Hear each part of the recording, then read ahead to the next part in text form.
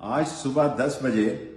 پیر ودائی police نے ایک بہت بڑا ریڈ میرے والد مرحوم کے گھر میں چھانگا مانگا میں کیا، جنہیں انتقال کیے ہوئے بھی 30 سال گزر چکے ہیں، اور ساری توڑ پھوڑ کی اور ملازموں کے ساتھ بدسلوکی کی، اور پھر بدنام زمانہ ایس ایچ او ویسٹیج جو ظہور، جس کا نام ہے زاہد ظہور، جس کی کرپشن کی داستانیں اور جس کے پلاٹس اور جس کا کھرا جو ہے 9 مئی کے اس دہشت گردی کے اور اس خوفناک واقعے میں بھی نکلے گا، جس نے اس ملک کو اس بحران سے دوچار کیا، اور جس کی سب سے پہلے میں نے 10 مئی کو مذمت کی۔ اس نے نہ صرف میرے بھائی کے گھر گجرانوالہ کینال ویو کو توڑا، لوٹا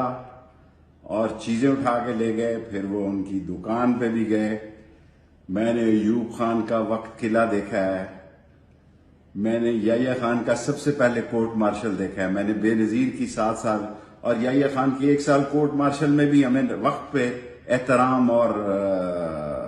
کھانا ملتا تھا،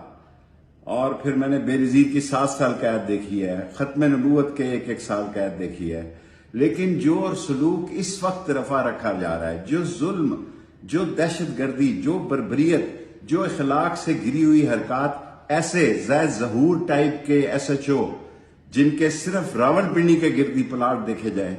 تو آپ حیران رہ جائیں گے کہ اصل نیب کے کیس یہ ہیں، اصل نیب کے کیسز یہ ہیں، اور جن کی وجہ سے میں ساری زندگی یہ کہتا رہا، ساری زندگی میں نے سیاست پاکستان کی عظیم افواج اداروں کے ساتھ کی ہے، یہ ملک میں پینک کریٹ کر رہے ہیں، لوگوں کے بچوں کو اٹھا رہے ہیں، عورتوں کو اٹھا رہے ہیں۔ خدا کے لیے میں اداروں سے درخواست کروں گا کہ جو ملزم ہیں ان کو تو اٹھایا جائے، ان کو تو سزا دی جائے، لیکن اس ملک میں خوف کی فضا نہ قائم کی جائے۔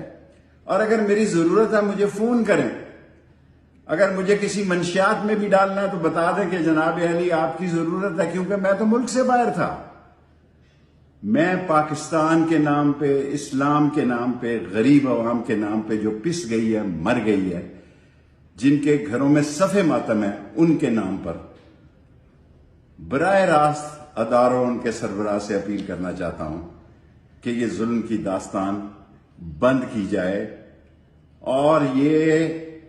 نفرتیں پیدا کر رہے ہیں، یہ دوریاں پیدا کر رہے ہیں، محبتیں پیدا کرنے کی ضرورت ہے، سب کو ایک ہونے کی اور نیک ہونے کی، سب کو ایک اور نیک ہو کر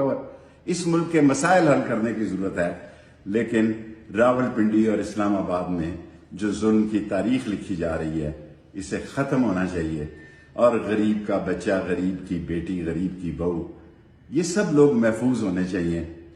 اور میں آپ کو یقین دلاتا ہوں کہ اس ملک میں کالا کالا رسول اللہ کے لیے، پاکستان کے لیے اور اس ملک کے مسائل کے حل کرنے کے لیے ساری قوم ایک ہے۔ وہ اس ملک میں انتشار اور خلفشار نہیں چاہتی، انتشار اور خلفشار کے مخالف ہے۔ وہ اس ملک میں ترقی چاہتی ہے اور 2 وقت کی روٹی چاہتی ہے، اس قابل چاہتی ہے کہ بجلی کا بل دے سکے، بچوں کی فیس دے سکے، گھر کا کرایہ دے سکے۔ مسائل اب سیاسی نہیں رہے، اقتصادی اور سیاسی ہو گئے، سنگین ترین ہو گئے ہیں، اور اداروں کو برائے مہربانی سوچنا چاہیے، برائے مہربانی سوچنا چاہیے کہ اس ملک کو ٹھیک کرنا سب کی ذمہ داری ہے۔